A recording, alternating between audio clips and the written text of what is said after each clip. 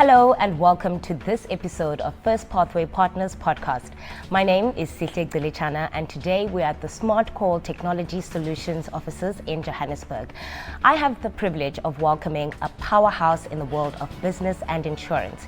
He is a deal maker, a visionary leader, and has not only had success in South Africa but across international markets. Hermanus van der Linde has shaped Integrisure into a leading force and guiding it with strategic precision. Hermanus, welcome and thank you for joining me today. Thank you so much. Pleasure being here. Before we get into our discussion, I'd like to ask you, can you please give me a brief overview of who you are and what it is that you do? I'm an individual. I'm entrepreneurial by design, and I am a Johannesburg resident. I grew up here. I'm raising children here. I am a business owner. I am an investor, and I am a very keen supporter of FPP for good reason. Yes. And I think in the process I'm also an investor in the EB5 program with the intention of giving my family and my children an opportunity to study in the wider world and study and possibly, root themselves in a bigger environment that gives them other opportunities than what they would have here in South Africa. Can you talk me through how you became interested in the EB5 program and what your initial motivations for seeking US residency were? I think it's that, South Africa is a wonderful place to live. It really is a great place. And I think South Africa has a lot of opportunities, and the opportunities in South Africa are great. I think that the challenge for me and for my wife was when we started thinking about our kids' futures. And we started thinking, as parents, you want the best for your kids, and you want to put them in an environment that enables them as much as you possibly can. And we thought that, that environment would potentially be outside the country. And if you look at some of the opportunities that there are outside, we've always been a firm believer that the American environment was a very stimulating one, and one that would suit our family needs quite well from that perspective. And so I really wanted my daughters to go and study in America. I wanted them to have the opportunities that I had. I wanted them to go to an Ivy League university. I wanted them to be amongst people that were operating as top of their class or top of their industry. And so for that reason, you're faced with this challenge. If you have the means and you have a way, which is the EB5 program, then you should try and create that opportunity for them. Now, we at FPP recognize the growing popularity of the EB5 industry, that new entrants are coming in constantly, and that conducting due diligence on regional centers is crucial. Can you share a few factors that led to your decision to invest with FPP? I think interestingly, what was interesting about that process for me is I went through a series of different regional centers and explored a series of other opportunities as well. And I think that what I took from that was, with FPP, what was interesting is the fact that they had offices in South Africa. So I did speak to some other entities that also had offices in South Africa, but nonetheless, the fact that FPP had offices in South Africa gave me an opportunity to engage with someone that was closer, someone that was more aligned to what I needed, and someone that I felt that I could trust more, which is interesting because often, as South Africans, especially South Africans, we have this perception that maybe things outside South Africa are more trustworthy than they are here. But once you engage in that process and you realize how complex it is, you actually want someone here that you can talk to. You want someone that at least you can talk to in the same time zone. And so FPP, that's where the journey started with FPP. But before FPP, I'd spoken to quite a lot of companies, and I, through the process, I'd never found trust. I never felt like I could believe 100% what they were saying, because from company A to company B, the story would be different. From company B to C, the turnaround times would be different. Then the fees would be different. And it just kept shifting. And when I got to FPP, it felt like FPP were able to give me a version of the complexity that I could trust and believe. And I think that's where the journey started with FPP. And trust in investment is quite an important aspect. So Of course it is, yeah. I can see why that would have made such a huge impact in your decision. Now, when conducting your research on available EB5 options, what were some of the specific things that were appealing to you about FPP's rural investment project, KAIA? Well, KAIA, actually, there's another curveball there, because KAIA wasn't the first project that I was emotionally invested in. Really? No, I was actually on a different project that FPP presented to me at that stage before KAIA. And in that project, I took the time to go to California to go and see that project. Just to also be sure that the project actually exists. You know, you never know nowadays. And so, Trust element. so when I did that, they sent one of their senior staff, one of the senior management, to come and meet me at the project, and arranged a demo and a tour of the project, and we could, you know, and that sort of gave me another indication that these guys are serious about what they did. It wasn't something that they were undervaluing, or they weren't undervaluing my investment. And they weren't, of course, getting the investment, they were simply managing it. And so I needed someone to manage me and represent me there. And a couple of years, well, I say a couple of years, sounds like it's a long time, but not long after that, they did exactly what they purported. They did exactly what they were supposed to do. They contacted me. There was a small discrepancy in that project that would mean that I would potentially get my money out of the project later than originally anticipated because of this internal thing. And before I invested my money there, they advised me on that. And we decided to move to the KAIA project, which is a great project. It's rural, it ticks all the boxes. It really is a fantastic project. But FPP did their job of advising me in the process. If they didn't do that, I might have been stuck in a project, not stuck, the projects are all doing what they're supposed to do, but I might have been stuck there without being able to get my money out for another 12 months. And investment timelines are quite important in the EB5 no, especially program. Because you're not getting much of a return. So you're not getting a big return. That's part of what you sacrifice to be able to be in this program. That's the reason in the value chain why they want the money. It's because it's cheap.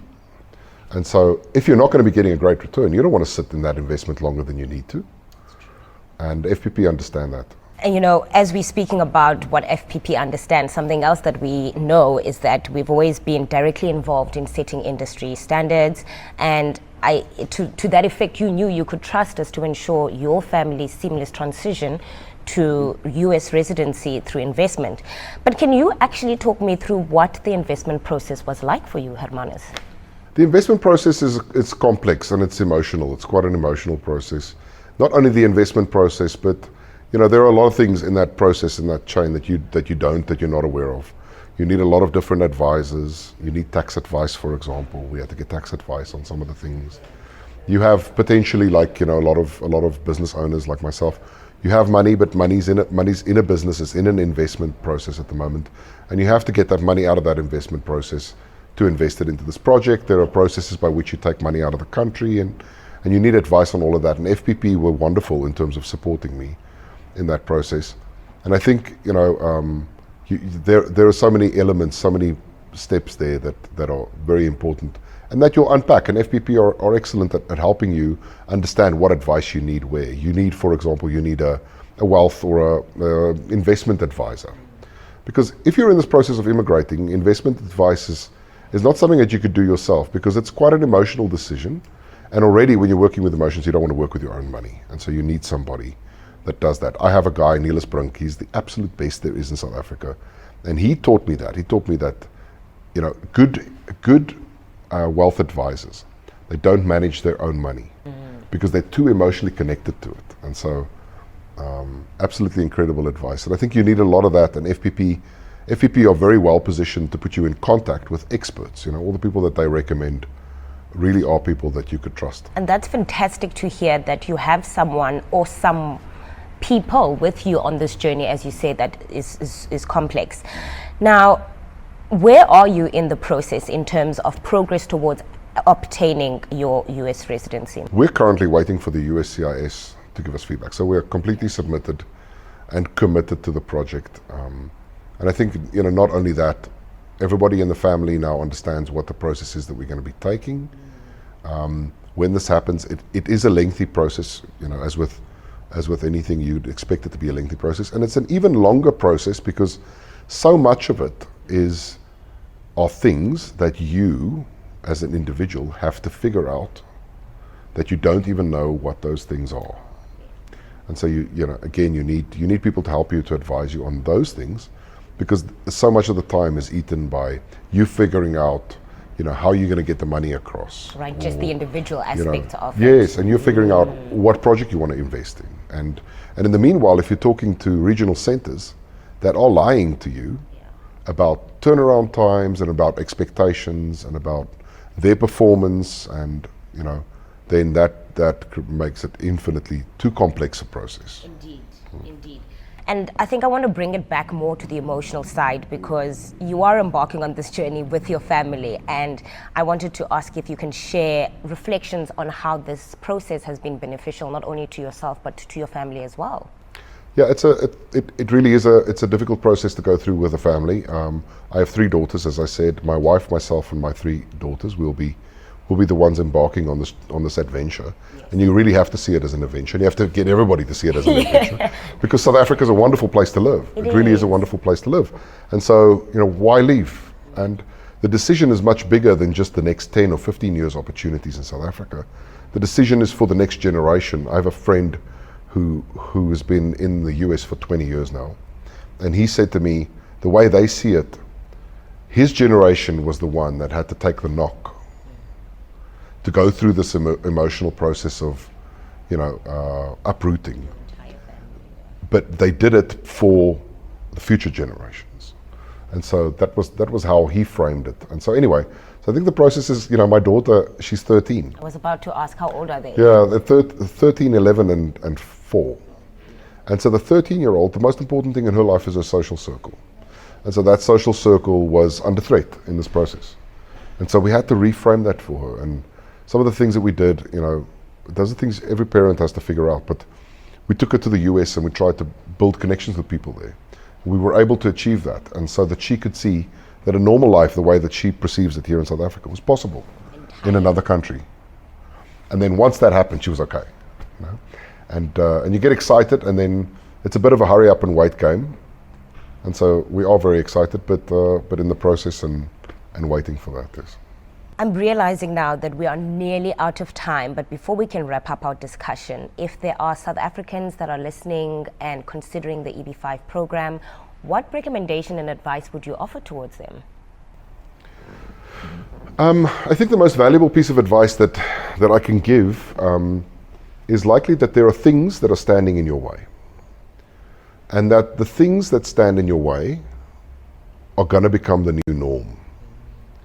If you have a business in South Africa that is an opportunity, and you don't know how you're going to be managing that business from the US, or whether you're going to sell that business or what you're going to do there, that business will become the new norm, and eventually you will be trapped here because of that business. And so that's a very difficult thing to deal with, because South Africa is a wonderful place to live. It really is. By world standards, it's a great place to live. And so your challenge is, but that's not the decision that you're making. You're not making a decision based on your neighborhood or your immediate opportunities, or your, you know, the opportunities present themselves in the next century. You're looking at setting up the next generation of people. And so when you're thinking about it that way, you realize that it's an urgent, important problem, and you should be spending your time on the important things.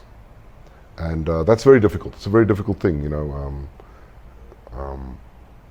But in that process, there are things that are going to stand in your way. There are things that's standing in your way now that you don't even realize. And when those things stand in your way, you got to find a way to take urgent decisions off the table and make important decisions. So I think that's probably the most of what I can say about the complexity of this process. There is a lot of takeaway from the conversation that we've had, Hermanus, and I think first of all is that the biggest one is that you're not doing this for yourself, but for the next generation. And that is one of the biggest motivators for why anyone embarks in this process, is what it offers down the line. Something else that you pointed to is the importance of having support in the process. So as there are all of these complex decisions that you need to be making for you as the individual, for your family, you also need someone to sort to you or take you through the legalities and the rest of the process that is tied up with transitioning. And I think one other important one is the fact that there's a lot of emotion in it, and I don't think that a lot of people see investments as having lots of emotion that's tangled up with it, and I think that comes from having the family that is embarking on this adventure, like you said, with you. So I'd like to take this opportunity to thank you for making time to being here with us, and to wish you all the best in your journey to America. Thanks for having me. And if you are listening and are interested in exploring EB5, please reach out and find out how FPP can assist you and your family in achieving your American dream.